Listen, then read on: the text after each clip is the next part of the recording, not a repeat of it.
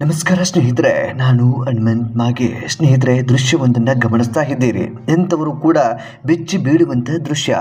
ಒಂದು ಕಡೆ ಎಲ್ಲವೂ ಕೂಡ ತುಂಬಾ ಚೆನ್ನಾಗಿದೆ ಅನ್ನುವ ರೀತಿಯಲ್ಲಿ ಕಾಣಿಸಿದ್ರು ಕೂಡ ಏಕಾಏಕಿಯಾಗಿ ದುರಂತ ಸಂಭವಿಸಲ್ಪಟ್ಟಿದೆ.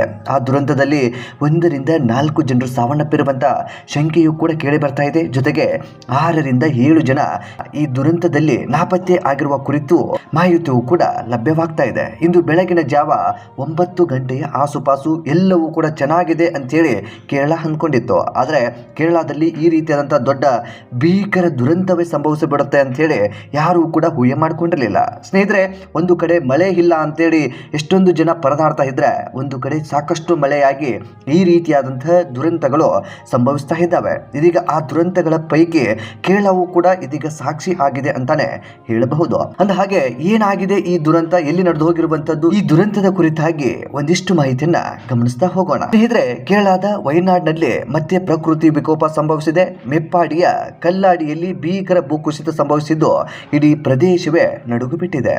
ಆನಕುಂ ಪೋಹಿಲ್ ಅನ್ನುವಂತಹ ಪ್ರದೇಶ ಮತ್ತು ಮೆಪ್ಪಾಡಿಯ ಅವಳಿ ಸುರಂಗ ಮಾರ್ಗದ ನಿರ್ಮಾಣದ ಜಾಗದಲ್ಲಿ ಈ ದುರಂತ ನಡೆದಿದ್ದು ಕನಿಷ್ಠ 1 ರಿಂದ 4 ಜನರು ಸಾವನ್ನಪ್ಪಿದ್ದಾರೆ ಅಂತ ಹೇಳಿ ಶಂಕಿಸಲಾಗ್ತಾ ಇದೆ.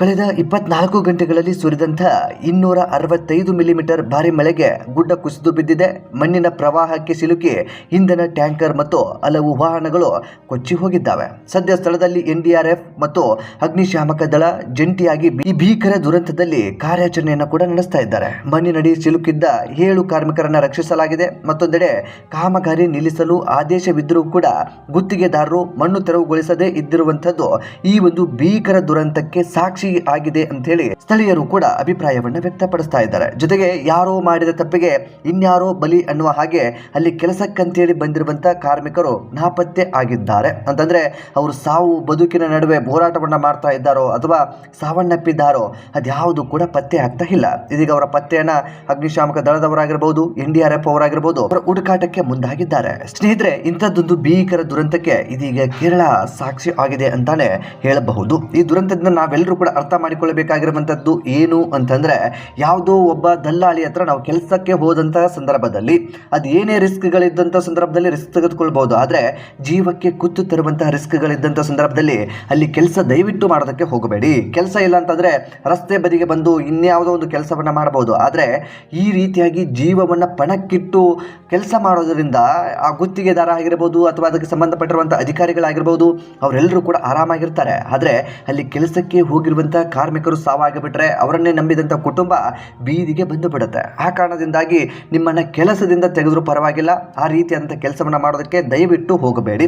ಜೀವನದಲ್ಲಿ ರಿಸ್ಕ್ ತಗೋಬೇಕು, ಆದರೆ ಈ ರೀತಿಯಾದಂತಹ ಒಂದು ಅಪಾಯದ ಅಂಚಿನಲ್ಲಿ ಕೆಲಸವನ್ನ ಮಾಡೋದು ನಿಜಕ್ಕೂ ನಿಮ್ಮ ಜೀವ ಅಷ್ಟೇ ಅಲ್ಲದೆ ನಿಮ್ಮನ್ನ ನಂಬಿದಂಥ ಕುಟುಂಬಗಳು ಬೀದಿಗೆ ಬಂದು ಬಿಡ್ತವೆ. ಆ ಕಾರಣದಿಂದಾಗಿ ಆದಷ್ಟು ಯೋಚನೆ ಮಾಡಿ ಯಾವ ಕೆಲಸವನ್ನ ಮಾಡ್ತಾ ಇದ್ದೀವಿ, ಆ ಕೆಲಸ ಎಷ್ಟು ಯೋಗ್ಯವಾಗಿದೆ, ಆ ಕೆಲಸ ಇವತ್ತು ಮಾಡೋದ್ರಿಂದ ನಮಗೆ ಎಷ್ಟು ರಿಸ್ಕ್ ಇದೆ ಅನ್ನೋದ್ರ ಕುರಿತಾಗಿ ಪ್ರಾಥಮಿಕವಾಗಿ ಗಮನಿಸಿ ಅಲ್ಲಿಗೆ ಹೋಗಬೇಕೋ ಬೇಡವೋ ಅನ್ನೋದನ್ನ ನಾವೆಲ್ಲರೂ ಕೂಡ ಅರ್ಥ ಮಾಡಿಕೊಳ್ಳಬೇಕಾಗಿದೆ. ಸ್ನೇಹಿತರೆ, ಈ ಒಂದು ದುರಂತದ ಕುರಿತಾಗಿ ನಿಮ್ಮ ಅನಿಸಿಕೆ ಏನು ಎಂಬುದನ್ನು ಕಾಮೆಂಟ್ ಬಾಕ್ಸ್ ಅಲ್ಲಿ ಮೆನ್ಷನ್ ಮಾಡಿ. ನೀವೇನಾದರೂ ನಮ್ಮ ಚಾನಲ್ನ ಸಬ್ಸ್ಕ್ರೈಬ್ ಮಾಡಿಕೊಳ್ಳದೆ ವಿಡಿಯೋವನ್ನು ಗಮನಿಸಿದ್ರೆ ಈ ಕೂಡಲೇ ಸಬ್ಸ್ಕ್ರೈಬ್ ಮಾಡಿ ಹಾಗೂ ನೋಟಿಫಿಕೇಶನ್ಗಾಗಿ ಬೆಲ್ ಐಕನ್ ಕೂಡ ಕ್ಲಿಕ್ ಮಾಡಿಕೊಳ್ಳಿ. ಆದಷ್ಟು ಈ ಒಂದು ವಿಡಿಯೋನ ಎತ್ತರದ ಪ್ರದೇಶದಲ್ಲಿ ಅಥವಾ ಈ ರೀತಿಯಾದಂತಹ ಒಂದು ಭಯದ ವಾತಾವರಣದಲ್ಲಿ ಬದುಕ್ತಾ ಇರುವಂತವರಿಗೆ ಈ ಕೂಡಲೇ ಶೇರ್ ಮಾಡಿ. ಅಂತಹ ಒಂದು ಗುಡ್ಡಗಾಡಿನ ಪ್ರದೇಶಗಳಾಗಿರಬಹುದು ಅಥವಾ ಭೂಕುಸಿತ ಆಗುವಂಥ ಪ್ರದೇಶದಲ್ಲಿ ವಾಸವಿದ್ದಂಥವರಾಗಿರಬಹುದು, ದಯವಿಟ್ಟು ಮಳೆ ಹೆಚ್ಚಾಗ್ತಾ ಇದ್ದ ಹಾಗೆ ಅಲ್ಲಿಂದ ಸ್ಥಳಾಂತರಗೊಳ್ಳಿ. ಯಾಕೆ ಅಂತಂದ್ರೆ ಯಾವ ಸಂದರ್ಭದಲ್ಲಿ ಬೇಕಾದರೂ ಗುಡ್ಡ ಕುಸಿದು ಹೋಗಬಹುದು